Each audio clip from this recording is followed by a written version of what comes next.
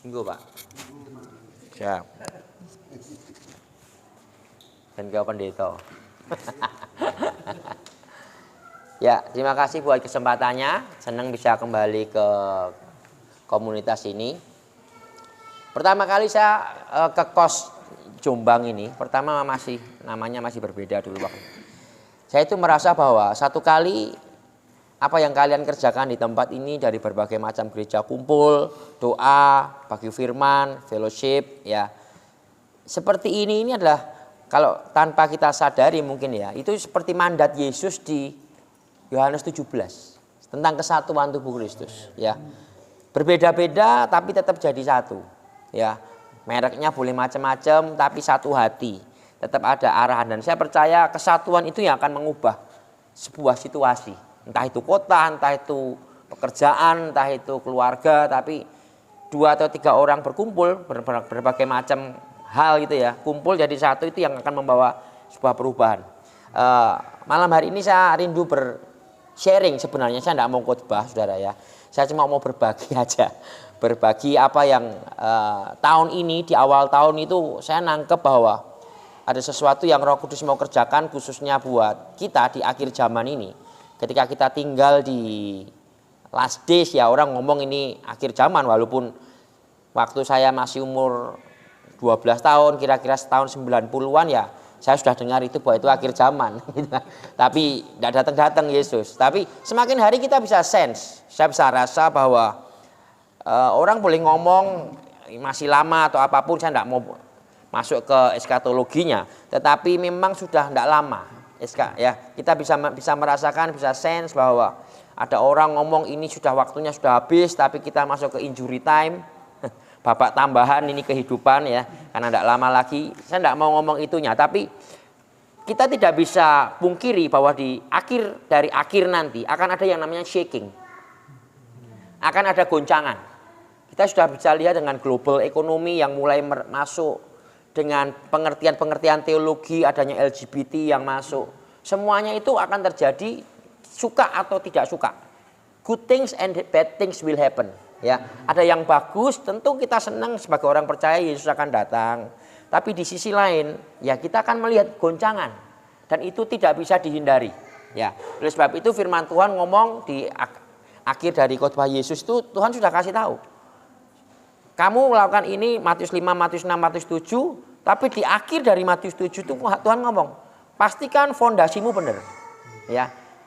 Bangun hidupmu di atas dasar yang betul, ya. Fondasi yang betul ya. Kalau saya boleh share malam ini tentang bagaimana kita sebenarnya mungkin basic bagi beberapa orang, tapi saya digerakkan untuk kembali lagi kita melihat sebenarnya dasar yang betul, yang teguh itu yang seperti apa? Firm foundation yang Tuhan mau dalam hidup kita itu seperti apa? Supaya nanti ketika goncangannya datang, badainya datang, ya kita tenang aja, rumah itu tidak roboh. Alkitab ngomong ada sesuatu yang betul-betul bakoh, kalau orang Jawa ngomong betul-betul strong, kuat, ya. Karena hidup kita kekristenan, kita tidak pernah digoncangkan dengan apa yang ada di luar. Apapun di luar bisa terjadi, tapi kalau di dalam hati saudara itu firm, kuat ikut Tuhan, tidak akan pernah tergoncang. Saya 21 tahun ikut Tuhan. Yogini paling tahu. Naik gunung di atas lembah, wes pokoknya Tuhan banting keluarga saya itu atas bawah. Tapi saya tahu bahwa satu kali kehidupan itu tidak melulu di atas, tidak melulu di bawah, tapi ya kita ngalir aja sama Tuhan. Ujungnya bukan masalah mengalirnya, tapi fondasinya ini yang membawa kita tahu bahwa ujungnya ikut Tuhan itu pasti luar biasa. Ujungnya itu pasti baik. Percaya katakan amin. Ya, sebelum saya tiba-tiba ingat Pak Petrus Agung. Pak Petrus Agung itu satu kali pernah ada pertemuan, saya ikut pertemuannya. Dia ngomong satu kalimat yang menurut saya luar biasa.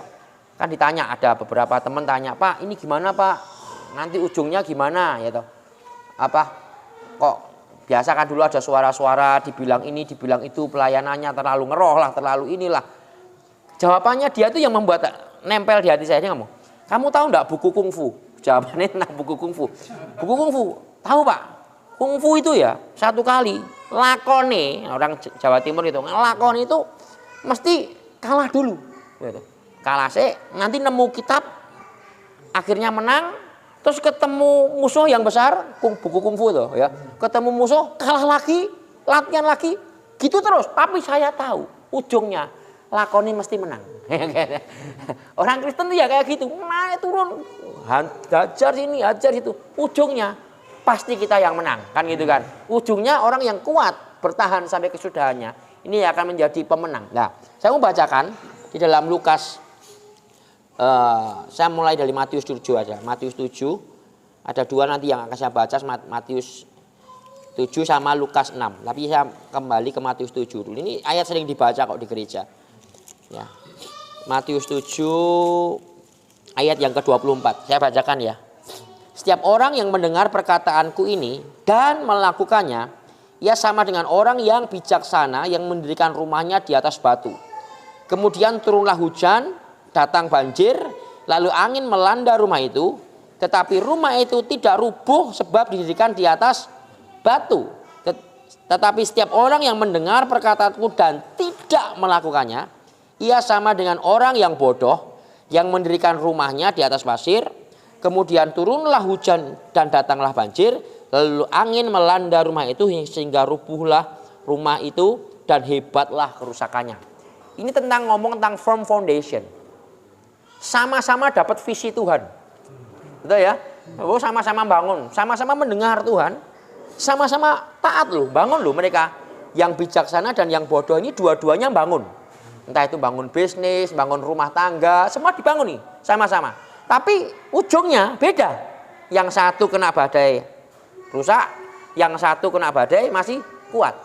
Lah karena saya selidiki ayat ini, saya menemukan sebuah pewahyuan yang menurut saya, bagi saya juga baru sebenarnya. Kata foundation itu bahasa aslinya adalah temelios. Temelios ini gini, sebuah sistem belief, sistem kepercayaan yang kita miliki. Itu temelios. Jadi sistem kepercayaanmu apa? Yaitu dasarmu. Dasar hidupmu apa? Kita merasa, waduh, dasar hidupku udah Kristen kok, udah kuat aku ikut Tuhan. Coba dicek dulu. Sistem beliefmu apa? Temeliosmu apa? Sistem beliefmu. Oh, ada orang percaya. Ya, makanya hari-hari ini kita dihajar dengan budaya, kita dihajar dengan culture, dengan masyarakat, masalah apapun tentang itu menjadi budaya hidup kita tanpa sadar. Sistem kepercayaan kita ini bisa berdasarkan bukan yang Alkitab mau, itu maksudnya. Dan sistem yang seperti ini yang bahaya di akhir zaman. Kekristenan yang cuma berdasarkan kepada feeling dan perasaan, ini rodok medeni. Kita ngomong apa adanya ya. Kalau kita lihat lagu-lagu gitu ya. Oh, saya suka musik, saya sekolah sampai di luar negeri sekolah musik. Tapi lagu-lagu Indonesia ini terlalu fokus kepada melo. Saya, Tuhan tolong saya, kan itu kan bagus, ya enggak apa-apa, Tuhan itu pasti tolong. Tapi kalau kekristenan kita cuma didasarkan kepada pertolongan Tuhan, satu kali Tuhan enggak tolong, belum waktunya, kamu pasti kecewa.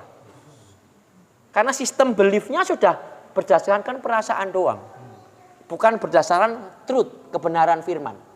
Hidup kita tidak pernah didasarkan kepada perasaan, hidup kita harus didasarkan kepada truth, kebenaran firman. Saya suka nyembah saudara.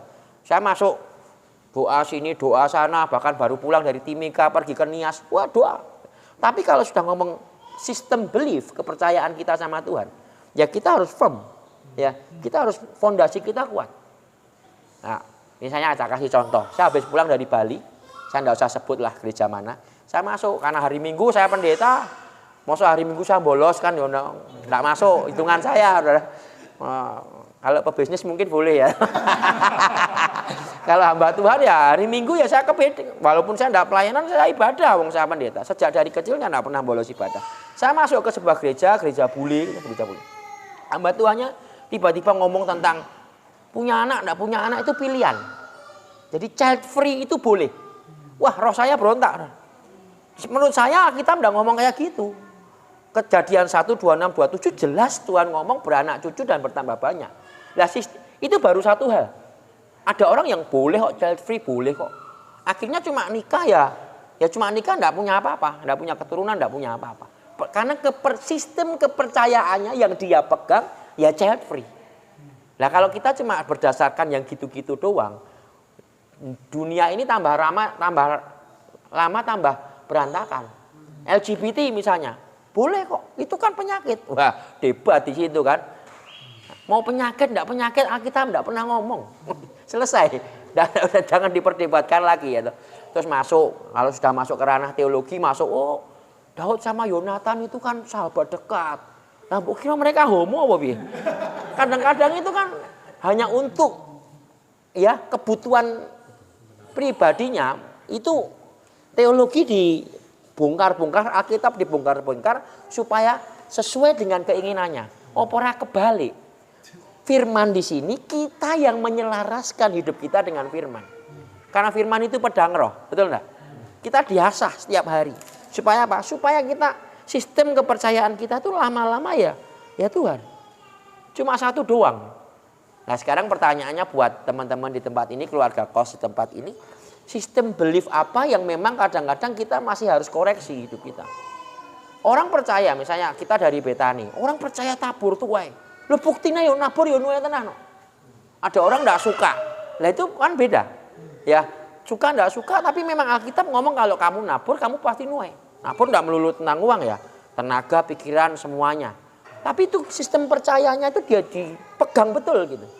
Ya kalau sesuai, semua yang sesuai dengan firman, saya percaya Tuhan pasti jaga hidup saudara. Dia akan menjadi pribadi yang strong, ikut Tuhan, kuat pasti. Tidak akan mudah digoncangkan, apapun keadaan saudara.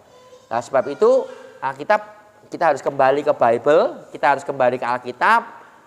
Belajar Alkitab bukan cuma hari seminggu sekali di kos, ya di kos-kosan ini ya, tidak seminggu sekali ya, tapi setiap hari, ya diasah setiap hari.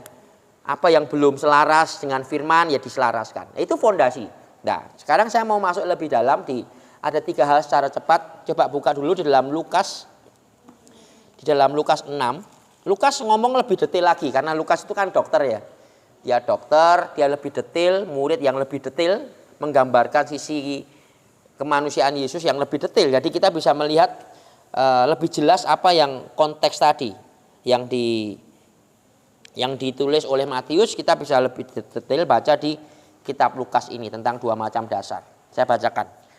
Mengapa kamu berseru kepadaku, Tuhan, Tuhan, padahal kamu tidak melakukan apa yang aku katakan. Satu ayat itu dulu. Itu ayat agak tidak enak dibaca ya. Kita doa, panggil Tuhan, Tuhan. Tuhan di sini artinya adalah kurios. Kurios itu artinya apa? Tuhan yang pegang kendali seluruh hidup kita. Tuhan yang punya otoritas penuh atas keluargamu. Tuhan itu. Kita percaya Tuhan itu yang pegang kendali seluruh hidup kita. 47. Setiap orang, ini 47 itu kuncinya ya. Perhatikan ayat 47. Setiap orang yang datang kepadaku dan mendengarkan perkataanku serta apa? Melakukannya. Aku akan menyamakan kepadamu dengan siapa engkau disamakan. Jadi orang yang mendengar, orang yang datang, orang yang mendengar, dan orang yang melakukan itu sama. Tuhan katakan, kamu tuh sama. Kamu akan disamakan dengan, jawabannya 48. Ya sama dengan orang yang mendirikan rumah. Ya, orang itu menggali dalam dan meletakkan dasarnya di atas batu. Ketika datang air bah dan banjir melanda rumah itu tidak dapat digoyangkan karena rumah itu kokoh dibangun. Akan tetapi barang siapa mendengar perkataanku tetapi tidak melakukannya, ia sama dengan orang yang mendirikan rumah di atas tanah tanpa dasar. Ketika banjir melandanya, rumah itu segera rubuh dan hebatlah kerusakannya. Kuncinya ada di ayat 47. Kalau kita pengen membangun sesuatu yang kuat, Tuhan katakan, Lukas ngomong bagus sekali, tiap orang yang datang kepadaku, yang pertama kuncinya datang, yang kedua adalah kuncinya adalah mendengarkan, kunci yang ketiga adalah melakukan. 3 kunci itu adalah yang kita harus tahu bahwa itu kayak gali dalam, ya. Datang, mendengar, dan melakukan. Nah, saya mau bahas satu-satu secara cepat. Secara cepat aja saya mau bahas satu-satu dan setelah itu kita bisa fellowship ya. Kata yang pertama yang dipakai di sini adalah saya mau pakai kata ini dulu. Bentar. Kata melakukan, saya enggak urut ya. Kata oke, saya pakai ini dulu aja lah. Kata mendengar, kita mulai mendengar. Kata mendengar di sini bahasa aslinya adalah akuo. Mendengar firman. Ada perbedaan antara hearing and listening. Kalau dalam bahasa Inggris jelas clear. Saudara pergi ke mall itu saudara bisa mendengar suara yang riuh, betul ya? Riuh. Tapi listening itu ada satu kalimat istrimu baru ngomong, kamu sedang mendengarkan perkataan istrimu. Itu listening. Dan firman Tuhan ngomong kamu harus mendengar. Mendengar itu ya seperti specifically mendengar. Ini bukan saya tidak ngomong secara roh spiritualnya, ngerohnya enggak. Mendengar langsung audible, enggak, mendengar lewat Alkitab juga kita mendengar gitu. Tapi ketika Alkitab itu ngomong sama kamu, itu kok saudara sedang listening. Tuhan melakukan sesuatu, ya. Tuhan mau kamu melakukan sesuatu. Nah, orang Alkitab ngomong Yohanes, domba-dombaku mendengar suaraku. Mendengar suara gembala agung kita. Lah kalau kuping kita ini tidak pernah dipakai untuk listening, mendengar. Yang saya tahu, karena saya dari Amerika, saudara, saya tahu budaya Indonesia itu balik ya, reverse dengan orang-orang bule ya. Kita ini tidak pernah diajar untuk mendengar. Kita diajar untuk selalu ngomong ya, bicara. Ini itu mendengar itu punya culture yang berbeda. Kalau kita belajar mendengar, saya pendeta, saya selalu harus khotbah, harus satu arah. Tapi di titik tertentu saya diajar untuk stop, dengar. Kenapa? Kalau kamu tidak mendengar, ya apa yang Roh Kudus mau, apa yang Alkitab mau, ya kamu pasti tiba-tiba kamu jalan sesuai dengan feeling tadi, ya jalan sesuai dengan perasaanmu tadi. Jadi mendengar ini adalah seni yang seringkali kita hilang. Kelompok kecil seperti ini adalah budaya yang kalau orang Yahudi ngomong hafruta. Kelompok bagaimana you grow together. Salingnya kuat. Bukan cuma satu arah atau di sini kan.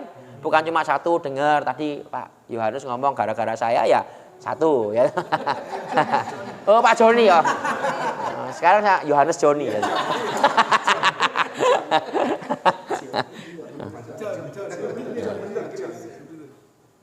Banyak orang bisa mendengar ya.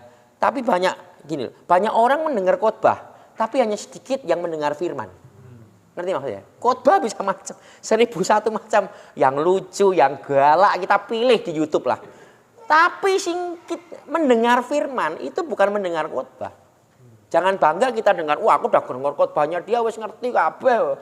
Nah itu Tuhan belum ngomong sama kamu loh. Listening itu betul-betul satu ayat saja, itu bisa memberi makan spirit saudara. Cukup itu untuk memberi makan rohmu di hari itu, di waktu itu. Jadi mendengar khotbah pun ya kita diajar ya dengan budaya sosial media ini kan meh pilih sopo pun iso. Model pendeta iteng lah sing ya maksudnya orang-orang Afrika lah, orang-orang bule lah, Bill Johnson lah, semua kamu pilih ya. Tapi untuk kamu mendengar suara Tuhan, mendengar Tuhan ngomong, itu ya kamu harus belajar listening. Kadang-kadang Tuhan ngomong itu enggak melulu terlalu serius gitu kok sebenarnya. Kalau saya boleh ngomong secara agak ngerohnya ya, enggak begitu kok. Saya ngelihat LeBron James lari. Satu kali saya nonton TV ya, nonton LeBron James sih loh. LeBron James sih loh melayu nonton TV aku. Aku bisa ngerti kok. Tiba-tiba Roh Kudus ngomong di hati saya. Dia ngomong satu kalimat gini. Saya berlari kemana bola itu ada. Sebelum bola itu datang, saya tuh cari tempat. Jadi ketika bolanya dipassing ke saya langsung bisa masukkan bola itu. Mencari posisi itu adalah bagian dari permainan sepak bola. Basket kok. LeBron James mau sepak bola. Ya. Permainan basket. Kata itu aja saya mendengar, oh iya.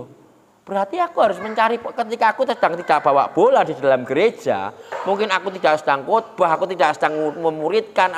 Ada bolanya dipanggil dibawa koko ini.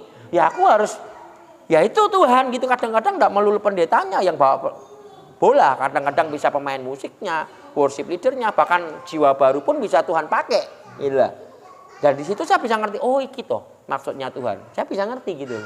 Nah, semakin kita listeningnya kita mendengar suara Tuhannya kita pinter, ya semakin lama tambah peka gitu aja.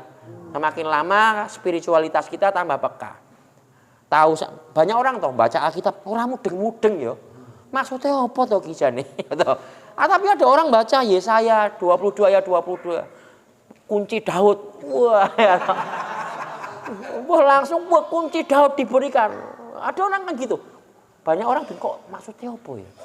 Ya itu butuh belajar, butuh listening, butuh mendengar ya. Karena firman Tuhan ngomong semakin kita banyak mendengar firman, bukan mendengar khotbah sekali lagi ya. Mendengar firman, Tuhan ngomong satu kalimat Tuhan itu cukup buat saudara. Menjadi dasar hidup saudara. Ya. Saya punya teman saya ini adalah seorang sekarang sedang dipakai Tuhan di India secara luar biasa. Kapan hari datang ke Tawangmangu, umurnya masih 38 tahun, sangat muda sekali. Orang India asli, jemaatnya 300 orang pertamanya. 300 orang, tapi dia mendengar suara Tuhan satu kali. Dia kalau saya ngomong dia rasul muda, dia modelnya seperti faith movement gitulah Pak. Nama gerejanya faith area. Jadi memang healing terjadi, pokoknya profetik. Orang ini profetik dan luar biasa. Dia percaya bahwa Tuhan itu akan pakai dia yang belajar firman, yang ngalami mujizat sebagainya. Dan satu kali ada orang ngomong satu kali, dengan apa yang kamu alami, India akan diberkati melalui pelayananmu. Itu kalimat bagi orang, wah itu sangat general ya. Indonesia akan diberkati lewat kos, wah general banget ini. Gitu. Tapi dengan apa yang dia lakukan, saya terheran-heran. Jemaatnya dari 300 orang, dalam waktu 6 bulan naik 3.000. Sekarang ini naik 10.000. Setiap ibadah kesembuhan ilahi, setiap ibadah itu semua orang, ini bukan pindahan gereja loh ya. 10.000 itu orang India asli. Bukan pindahan gereja. India kalau kalian ke India tuh enggak ada pindahan gereja. Semua gerejanya cuma satu, 10.000 dan setiap minggu kasih makan orang-orang India. Kasih makan itu. Jadi gerejanya itu sampai dijeboli kabeh. Karena jemaatnya datang terus, naik ini, naik itu, naik apa? Baja itu kalau orang India itu kan kalau joget-joget, gedek-gedek gitu. Ya toh, datang. Saya datang ke gerejanya dia, saya lihat, wih, Tuhan pakai dia luar biasa. Kemarin terakhir lebih gila lagi, dia ada KKR besar, crusade gitu, yang datang 500 juta manusia. 38 tahun usianya. Saya ngomong, ini orang, saya di Tawangmangu di El Betel sama saya doanya gandengan tangan, berdoa, doa ini gandengan tangan be aku. Saya cuma mikir, iki wonge kok iso ya? Oh sebagai hamba Tuhan saya kan juga mikir toh, kok aku ora iso ya? Kan gitu. Kok Tuhan belum pakai saya lebih ya? Dia cuma berpegangan kepada satu kalimat bahwa ya tadi dia belajar mendengar. Tuhan maunya apa? Tiba-tiba ibadahnya gereja dipindah jam 4 pagi, bayang no Pak. Sopo sing meteko nek ning Indonesia saya bilang. Udah. Haleluya. Nah, pertama kali lebih unik lagi. Tuhan suruh dia mendengar suara Tuhan ya. Kita ngomong tentang mendengar tadi. Suruh dia bikin ibadah bahasa Inggris. Orang masuk akal Pak. India gitu Pak. Bikin ibadah bahasa Inggris. Gara-gara dia taat mendengar. Ibadah bahasa Inggrisnya itu di-broadcast ke seluruh India. Gerejanya dari 300 jadi 3.000 tadi. Gara-gara itu. Dirubah mana? Gara-gara lihat dia dari mana-mana datang penjuru India mesai ibadah jam 4 pagi. Meledak, tambah meledak. Nah, itu kadang-kadang nek Tuhan nyuruh itu kan kadang-kadang ya beda dengan apa yang kita mau gitu loh ya. Jadi kayak janda sarfat, kosongkan minyakmu kan kadang-kadang kita tuh perlu berlatih. Apalagi teman-teman yang sudah berkeluarga, yang sudah hidupnya nyaman ini kan perlu digoncang sedikit ya. Betul ya Bu ya. Lah iya toh saya dulu saya masih bujangan mendengar suara Tuhan, berangkat ke Papua, sesok saya mangkat. Sekarang berangkat ke Papua, bojoku piye? Ya toh, anakku piye kan gitu kan. Enggak bisa. Semakin kita tuh ya semakin dewasa. Usia kita maksudnya semakin sulit loh. Untuk punya fondasi yang betul. Ketika Tuhan ngomong lewat firman Tuhan, bukan nih. Mosok kon ngeke ngosongke dompet wis ora mungkin lah. Dulu waktu kita muda kosong Tuhan minta waktu tak keke. Tapi semakin lama kita ikut Tuhan, semakin dewasa maksudnya, tidak semudah itu Pak. Makanya kita harus selalu mengasah hidup kita, selalu ngasah taat, lakukan, taat dan lakukan gitu. Ini baru satu, mendengar. Itu panjang ceritanya. Kalau kita betul-betul mendengar dan kita mau taat melakukan, ya itu kita akan mengalami sesuatu yang ajaib. Saya lanjutkan dulu. Yang kedua, kata datang itu bahasanya adalah erkomai. Erkomai itu datang. Kita datang sama Tuhan, kita datang kepada kebenaran firman, dan kita sepakat untuk jalan dengan firman. Itu maksudnya datang. Kamu datang kepadaku. Kamu dengar, kamu datang, kamu dengar, kamu lakukan, kan gitu kan. Lah kata datang ini kamu datang kepada firman dan kamu sepakat kepada firman. Kamu sepakat kepada firmanku dan itu akan terjadi. Ya, itu fondasi yang kuat yang kamu harus tahu. Teman saya tadi yang kembali ke teman saya yang India tadi. Dia adalah orang yang saya belajar dari dia itu ketika dia sepakat sama Tuhan. Dia sepakat dengan kebenaran firman, ditabras kabeh. Tuhan suruh nyapa ya tabras. Nah, ini yang kita sedang latih. Saya sendiri berlatih, enggak mudah sebenarnya. Enggak mudah ya. Ketika saya datang sama Tuhan waktu umur 23 tahun saya bertobat. Tuhan ngomong, "Aku jadikan kamu jadi hamba Tuhan." Ya berontak, Bro. Orang lulusan Amerika loh, ya toh. Masa jadi pendeta ya susah, ya toh. Walaupun saya di Amerika belum lulus, ya toh. Tapi sudah 4 tahun, ya toh. Ya, susah. Saya disuruh Tuhan untuk pergi ke pulau-pulau, ke Papua, ke Nias, habis pulang dari Nias, lihat Indonesia dengan sudut pandang yang lebih besar. Rasanya tuh kalau saya tidak sepakat dengan Tuhan dari awal, saya sudah pasti berhenti di tengah jalan. Dulu saya pernah cerita di tempat ini, ada orang tuh tanya sama saya, kamu pergi ke pulau-pulau, melayani orang-orang Nias, melayani orang-orang Alor di pegunungan Manma sana, untungnya apa buat kamu? Lalu saya ngomong sama dia, kalau saya cari untung, aku rada di hamba Tuhan. Lah kalau datang sama Tuhan cuma kita cari untungnya, lah ngapain kita jadi orang Kristen? Padahal kalau kita datang sama Tuhan, kalau kita ngomong tentang erkomai datang, Tuhan ngomong apa? Kamu jadi murid datang, pikul salib, sangkal diri. Lukas 14. Yang dua hal ini ya, jangan kasih dirimu, pikul salib, sangkal diri. Orang Kristen itu menurut standar Lukas 14 itu yang disebut Kristen. Wah angeli suwe-suwe dadi wong Kristen ya. Standarnya kok dhuwur ya kan pikul salib ya. Di mana khotbah-khotbah pikul salib sudah jarang didengar di gereja-gereja. Bagaimana kita harus pikul salib, bayar harga. Apalagi namamu kos, bayar gitu. Ya toh. Ya kan, Bro? Ya. Bukan cuma waktu, tenaga, pikiran semuanya gitu loh. Kalau kita jadi orang Kristen ya cuma nerimo tok. Lah ini yang teologine wong Indonesia ini diajari mau nerimo tok ini. Ndak pernah keluar. Saya selalu ngomong kan, saya ngomong lagi ndak apa-apa. Wong nek maem terus, ora pernah metu. Ngerti maksudnya? Ora pernah yeye. Rasanya apa? Urung wetenge ora enak, ndak enak. Orang Kristen hari-hari ini gitu, datang khotbahi, mangan terus, Saudara. Ndak pernah praktek. Nggak pernah praktek kesembuhan, nggak pernah bagi nasi, nggak pernah peduli dengan janda-janda miskin di luar sana. Akibatnya apa? Lemu, ning ora sehat, obesitas. Ya toh, besar kelihatan gede, ning ora sehat. Sregep ke gereja, sregep. Tapi tidak sepakat dari awal dengan kebenaran. Kita kan harus sepakat dengan firman. Bukan ya toh, pikul salib sangkal diri. Ya puji Tuhannya saya itu udah ngalami. Ya, ngalami penyangkalan diri ya sudah berkali-kali kan gitu, belajar untuk mati. Ya, pulang dari Amerika itu diajari. Lama-lama dibunuh lagi keinginan. Bahkan sampai nikah pun saya umur 37. Saya nikah umur 37 Pak John. Gitu. Orang ngomong wis telat gitu, kadaluarsa gitu. Pokoknya telat kadaluarsa. Ya, tapi gimana? Saya sejak umur 30 tahun sampai 37 itu saya ikut Tuhan melayani. Om saya, tante-tante, sedulur-sedulur saya selalu datang sama saya. Wis ngopo to, Bos? Bisnis saya lah, ikilah, itulah. Beda ya. Ada yang dipanggil jadi pebisnis ya jadi pebisnis lah. Tapi ya jalur saya beda. Saya tahu dari awal, ya itu bagian dari penyangkalan diri.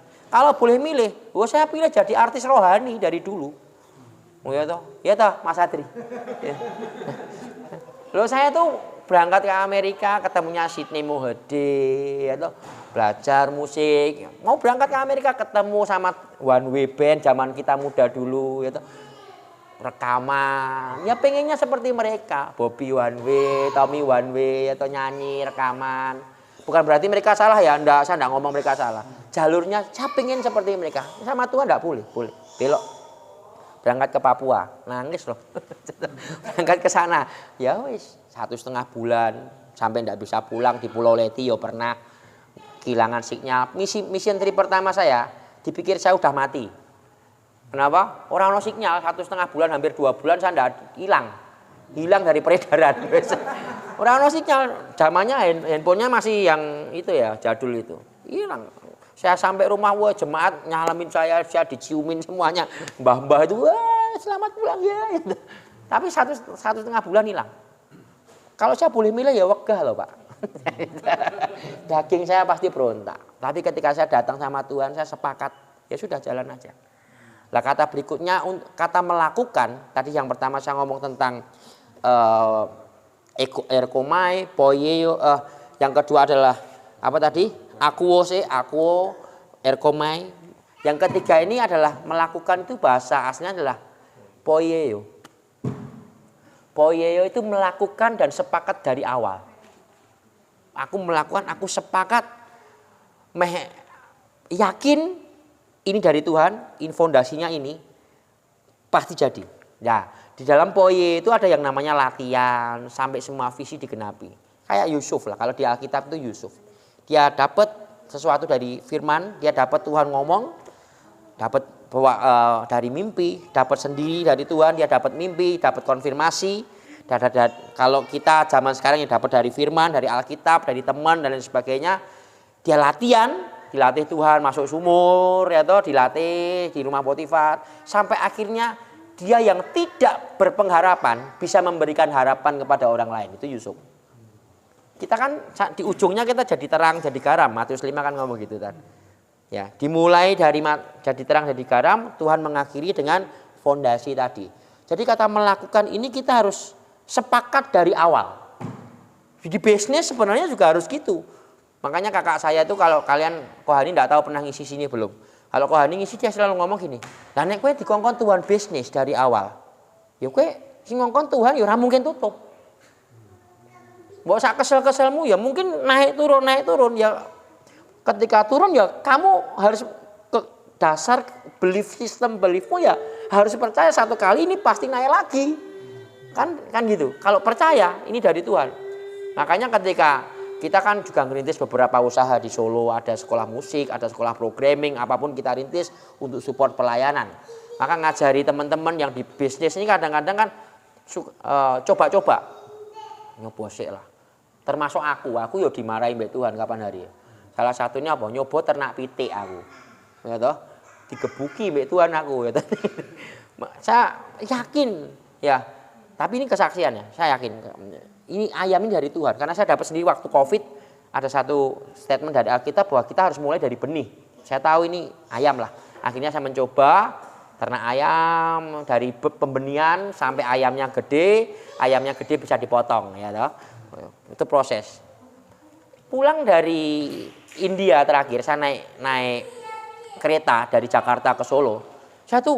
Saya tipikal orang yang percaya Tuhan bisa bicara anyway. Ya, banyak orang tidak percaya soalnya. Kalau saya percaya Tuhan masih bicara. Tuhan itu tiba-tiba ngomong sama saya, aku minta ayammu. Terus saya ngomong, Tuhan, nek mbok minta anakku mak mau apa? Anakku loro, satunya udah mulai sekolah SD. Piye mak mau apa? Terus saya tanya istri saya, iki nek Tuhan minta ayame, dikeke apa ora? Istri saya ngomongnya bagus. Loh, kowe ngomongnya dari Tuhan. Kenapa? Lah Tuhan minta. Kan tarik menarik, saya jangan dipikir hamba Tuhan tidak pernah struggle. Saya tarik menarik. Wah, mumet iki piye ya. Akhirnya istri saya nek diminta kayak noe. Tak kasihkan. Akhirnya wis sekarang sudah tidak ternak pitik. Tapi Tuhan lewat jalur yang lain. Tiba-tiba saya tuh terkoneksi dengan yayasan yang ada di Eropa yang namanya Barnabas Aid. Kalau kalian tahu, bapak-bapak tahu di sini. Itu yayasan besar dunia yang memberkati bangsa-bangsa, terutama orang-orang Kristen yang tertindas. Ngubungin saya. Salah satunya, Om, ya bro, saya punya project nih. Projectnya apa? Ayam. Projectnya ayam. untuk membantu orang-orang Kristen yang tertindas, yang kurang, yang tidak bisa makan di wilayah-wilayah stunting, yang perutnya turun itu. Coba nanti kita bisa bisa ngobrol ya. Tahu tentang ayam. Loh aku tak tutup ya. Ayam saya tak tutup Pak ya. Tak tutup. Tapi dari situ saya semakin ngerti. Oh ikut Tuhan tuh kalau yakin ya. Pasti ada caranya ya caranya dia. Bukan cara kita. Loh kita tuh pengennya Tuhan aku percaya ning caraku. Sik to. Ya saya ngomong jalan Tuhan itu setingginya langit dari bumi. Waduh. Kita pengennya ya cara kita, tapi Tuhan punya jalan yang lain untuk asal kita tetap believe, percaya bahwa apa yang kita lakukan itu kita sepakat dari awal pasti jadi sama Tuhan. Pasti jadi.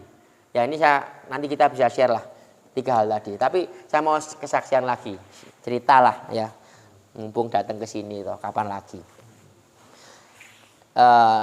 Tahun 2000 berapa ya? Saya lupa. Pokoknya awal-awal saya pelayanan misi itu Roh Kudus itu ngomong bahwa satu kali kamu akan memberkati bangsa ini dengan banyak hal. Saya cuma ketawa, Tuhan kita ini wong anak-anak muda pelayanan SMP SMA persembahannya 2000 berkati apa toh? Ya toh masa bisa sih ya toh? Masa bisa. Terus tahun 2015 saya naik kapal dari Ambon ke Papua, ini ceritanya naik kapal 4 hari. Orang tanya sama saya, "Wah, numpak pesawat kok?" "Ah, numpak pesawat 3 tegur dinggo aku Nek numpak kapal saya bisa bawa 10 anak nih. Dengan harga yang sama nih. 10 juta so dinggo wong 10 atau 10 juta gua aku dewe. Saya pilih jalan yang sulit karena Mother Teresa ngomong choose the hard way gitu. Saya pilih jalan yang sulit, saya pilih 10 orang gitu. Ya wis, saya bawa 10 orang dari Ambon ke Papua itu. Di tengah laut itu kapal saya bermasalah. Goyang ini orang mandek. Ndak jalan, orang mundur, kapal rasa mundur, Pak ya. Saya pikir kyo ora tekan-tekan ya, tekan Manokwari ora tekan-tekan. Saya naik atas kapalnya meneng tok ning tengah laut. Terus saya tanya, "Ini ono apa, Pak?" Kena jalan nelayan itu, baling-balingnya ndak bisa gerak, baru dibetulin, mesinnya ada 2 yang bermasalah. Waduh, ya wis lah nunggu. Di situ saya naik ke atas, saya berdoa, Tuhan, ini semua lautan ini, laut. Kalau Tuhan suruh saya untuk membantu istilahnya Indonesia ini, karena hati saya selalu Indonesia, kasih Tuhan caranya. Karena salah satu visi yang Tuhan kasih itu api-api kecil yang tersebar dari Sabang sampai Merauke. Kasih saya caranya.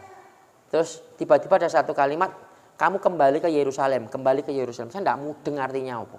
Kembali ke Yerusalem ini maksudnya apa toh? Saya belajar Alkitab lagi, saya turun, saya pelajari Alkitab, tiba-tiba ada revelation yang Tuhan kasih bahwa zaman dulu itu cuma ada satu gereja, Yerusalem. Tidak ada Betani dulu, tidak ada GBT, tidak ada GBT, tidak ada. Gereja cuma satu, Yerusalem. Dan semua orang harus datang ke Yerusalem bawa korban, ingat ya. Makanya Yesus marah di Yerusalem itu marah, korbannya buat jual beli dan sebagainya. Gereja cuma satu ke Yerusalem, dan setelah itu mereka memberi korban, ibadah. Setelah itu mereka pulang ke wilayahnya. Oh, saya ngerti. Maksudnya Yerusalem itu seperti itu. Jadi Yerusalem menurut saya yang Tuhan ngomong di hidup saya, khusus saya pribadi loh. Ini mungkin bukan buat bapak-bapak, ibu-ibu, karena ketika Tuhan ngomong buat saya, ya itu buat saya, belum tentu buat Ivan, buat saya, ya. Oh, berarti saya harus bikin ini sekolahan. Ambil orang-orang dari pulau-pulau, datangkan ke sini, setelah itu pulangkan. Saya tidak perlu sampai Nias, apinya sampai di Nias. Saya tidak perlu sampai ujung Mentawai, apinya sampai Mentawai. Dan itu yang saya kerjakan sampai sekarang. Apakah sulit? Ya percaya saya, tidak mudah. Ya banting tulang setiap hari kita. Tapi ketika kita percaya, believe dari awal bahwa ini akan terjadi, ya saya jalan. Susah, badai, seneng, tidak seneng, karena ini proyeknya Tuhan, ya saya jalan. Ya loh. Merem lah, sambil merem sambil rada gedek-gedek sithik gitu. Nah, ketularan wong dia ya malah ya jalan, tapi ya itu kehidupan. Ya puji Tuhan hari ini kalau secara ministry ya Tuhan berkati. Percaya full timernya 74, nyebar di beberapa tempat, yayasan wis 4 sekarang, dulu cuma 1 saiki 4. Pertama kali kita bikin yayasan, notarisnya bingung mbek aku. Tenan toh Pak, tahun depan tutup loh Pak. Lah sing bikin sing tanda tangan surat yayasan yo lulusan SMA kabeh. Nggak masuk akal orang 7 ya datang. Beneran ini ada. Proyeknya ada yayasan. Ada Bu, ya tenang. 5 tahun kemudian kita perpanjang yayasan. Notarisnya ngomong nih, belum mati yayasannya. Belum mati yayasannya.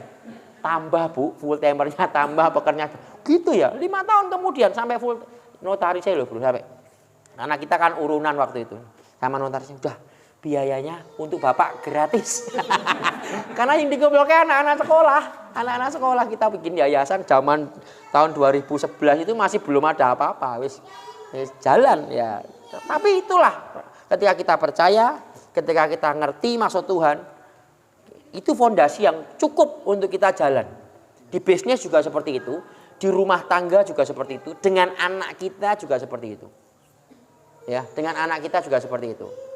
Dengan siapapun, dengan gereja, apalagi gereja, ya harus seperti itu. Gereja saya di Solo jemaatnya tidak banyak. Tapi saya berani ngomong hari ini kalau kita ngomong influence, ya, karena konsep berpikir gereja saya sudah agak berbeda dengan gereja yang lain, gereja umumnya. Karena bagi saya gereja yang sukses itulah gereja yang melepas orang-orang terbaiknya, bukan menyimpan orang-orang terbaiknya. Gawat nih kalau didengar yang lain ya toh. Saya bisa dimusuhin. Tapi itu yang saya lakukan. Gereja yang kita simpan orang-orang terbaik, tapi Tuhan ngomong go, pergi kok. Kebenarannya pergi loh, bukan datang loh. KKR ngomong apa? Datang, hadirilah datang. Tuhan ngomong apa? Go, pergi. Lah, ketika kita suruh anak-anak kita pergi, jemaat kita pergi, justru mereka akan mengalami Tuhan dewe di sana. Belajar, kebentur-bentur, dengar dewe, melakukan lagi, bertumbuh kerohanian. Saya ikut Tuhan sudah 21 tahun, Bapak-bapak, Ibu-ibu. Jadi saya ngerti 21 tahun dalam konteks pertobatan. Kalau sebelum bertobat 7 tahun saya sudah pelayanan di gereja. Perbedaannya sangat ekstrim karena yang satu cuma tadi, datang pasif mendengar, tidak diajar untuk mengalami, melakukan, mengalami, mendengar, cuma bergantung kepada satu pemimpin. Wah, makanya banyak pemimpin-pemimpin yang berbahaya hidupnya, yaitu kenapa jemaatnya gandol kabeh. Saya tidak mau. Kita dilatih apalagi di persekutuan seperti ini untuk kita mendengar, kita datang sendiri sama Tuhan, kita mendengar sendiri, kita melakukan sendiri. Itu dasarnya. Itu dasar kekristenan yang kita harus selalu pegang. Apapun. Misalnya, ini praktis ya, praktikal. Setiap hari baca Alkitab 1 misalnya, Amsal gitulah, atau dengar 1 ayat. Renungkan aja ayat itu. Tiba-tiba nanti di tengah jalan ketika sedang ketemu customer atau apa, ayat itu bisa bicara sama kita. Oh iya ya. Atau mungkin hari itu lupa, lali. Tapi ketika sedang ada masalah berat, ada satu Roh Tuhan ngomong lewat ayat yang pernah dibaca. Oh itu bisa, seringkali kayak gitu. Nah seringkali nek Tuhan ngomong, dasarnya ora ono. Ya kadang-kadang ya ngomongnya ya malaikat ada di sampingmu. Kan itu. Loh saya percaya malaikat, aku ki percaya malaikat. Karena Ibrani ngomong ada malaikat, saya percaya. Tapi kalau cuma didasarkan itu, tanpa dasar yang mendasar ini, ya akhirnya banyak orang yang tersesat di alam roh. Tadi saya ngomong sama Iwan. Karena firman Tuhan ngomong, firman itu pelita bagi kakiku dan terang bagi jalan. Alam roh itu besar, ya, besar. Teman saya yang India itu lebih gila lagi. Kalau kita cuma ngambil itunya, tanpa ngalami sendiri, ya akhirnya jadi melipir tau bro. Ya. Loh teman saya itu disuruh Tuhan, nggak bisa bayar gereja, ngerti tidak mujizat yang dialami, ngeri bro. Laci nih, doa ki, laci loh, dalam nama Yesus. Esok metu duitnya yuk. Besok paginya keluar uangnya. Itu kesaksian, itu real, nyata. Orang kita ngomong orang India ya. Orang India itu spiritualitas tingkat dewa, wong dewane wis 1000. Mereka ngomong puasa yo kalah kita kabeh. Mereka ngalami betul. Tapi kita nyoba, sampai lacimu jebol ya ora. Dalam ya ndak bakal metu kan itu. Ndak bakal keluar. Itu sendiri-sendiri. Makanya diajar di kelompok seperti ini di gereja masing-masing kita ngalami. Saksian, cerita, mendengar sendiri, ngalami dewi, itu membuat fondasi kita, sistem belief kita kan berkembang. Percaya loh, ternyata Tuhan itu betul-betul hidup ya. Nyata ya. Nah, bukan lagi apa kata kesaksian di gereja, tapi betul-betul ngalami. Nah itu nanti lama-kelamaan sistem beliefmu tambah kuat, fondasimu kuat. Nah, 1 ayat dialami, 2 ayat dialami, 10 ayat dialami. Ya, teman saya itu ayatnya cuma 1, Efesus 1 ayat yang ketiga. Terpujilah Allah Bapa kita Yesus Kristus yang di dalam Kristus telah mengaruniakan semua berkat rohani di dalam surga. Bentino cuma declare ayat itu doang. Semua berkat rohani Tuhan sediakan di dalam surga. Termasuk penyakit Tuhan sembuhkan, sakit kaki melengse Tuhan bisa luruskan. Pokoknya gitu-gitulah. Tapi dia ngalami. Ya, ini satu lagi kesaksian terakhir aku rampung. Saya punya anak mentor sakit kanker nasofaring. Dokter vonis dia mati.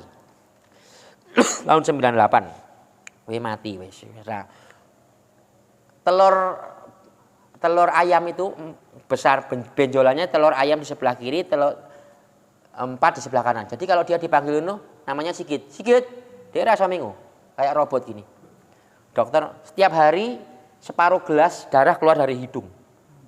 Pokoknya dokter ini sudah tidak ada obat. Ngomong sama kakaknya, sekarang kakaknya jadi pendeta Yonan. Kasih apa yang adikmu mau karena umurnya tidak lama. Tapi dia percaya Tuhan sembuhkan. Aku percaya Tuhan sembuhkan. Dan satu kali dia berdoa, pagi-pagi dia bangun. Ininya tuh benjolan 4 kanan kirinya tuh hilang. Dengan cara supranatural hilang. Dokternya sampai gumun-gumun, "Kowe ngopo?" Sekarang teman saya tuh hidup sampai hari ini, itu penyakit 98 loh. Sampai hari ini hidup, anak eloro tinggal yang Jogja jadi pendeta di Jogja. Nah ini yang saya mau saksikan itu tuh, kesaksian dia luar biasa. Di YouTube itu udah banyak yang dengar kesaksiannya dia. Satu kali anaknya sakit. Ya ini lucu, ya anaknya sing loro anaknya loh. Wah aku percaya anakku pasti sembuh. Masa ngombe obat? Koyo aku.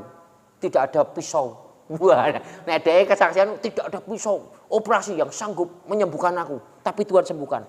Anakku tidak perlu obat, Tuhan pasti sembuhkan. Bojone nangis tuh, Bro. Boyo, waduh, piye yo? Tak panggil Sigit Bro. Itu imanmu. Bukan iman istrimu, bukan iman anakmu. Aja mbok paksano. Ya toh. Tuhan juga bisa pakai obat untuk menyembuhkan ngono lho. Kalau dia sakit sampai hari ini tidak pernah minum obat teman saya itu. Nek loro gampang, kepalanya di bawah, kakinya di atas. Berdoa. Modelnya mau kuwi tok, Pak. Pluk, kungfu ya toh doa Tuhan. Tuhan pasti tolong. Jadi saya ngomong, itu imanmu kamu ngalami luar biasa. Tapi jangan paksakan itu ke anakmu. Jangan paksakan itu ke istrimu. Istrinya kan telepon saya, wong anak mentor saya. Tulung kok omong ngono kok bojoku kok. Saya kira tak telepon, Git, aja ngono lah, itu bagus. Tapi kamu cara ngelatihnya pelan-pelan saja anakmu gitu. Tapi anaknya sekarang jadi luar biasa semua. Itu yang makanya biarkan anaknya ngalamin sendiri, istrinya ngalamin sendiri, dia punya caranya sendiri untuk ngalamin. Demikian juga dengan teman-teman di sini. Ivan punya jalan ninjanya sendiri, ya toh. Yogi punya, saya punya, Kohamos punya, kita punya. Nah itu waktunya kita mendengar, kita datang, kita mendengar, kita melakukan, itu yang membuat kita ngalami dan fondasi kekristenan kita bukan cuma tertulis di sini, tapi tertulis di sini. Kita ngalami, itu kita kuat betul ngalami. Oh, Tuhan masih ada, Tuhan masih bicara. Itu aja yang saya mau share malam hari ini ya. Nanti kita bisa sharing-sharing, setelah ini kita mau nyanyi dulu lah, nyanyi. Biar kelihatan Kristen kita nyanyi dulu.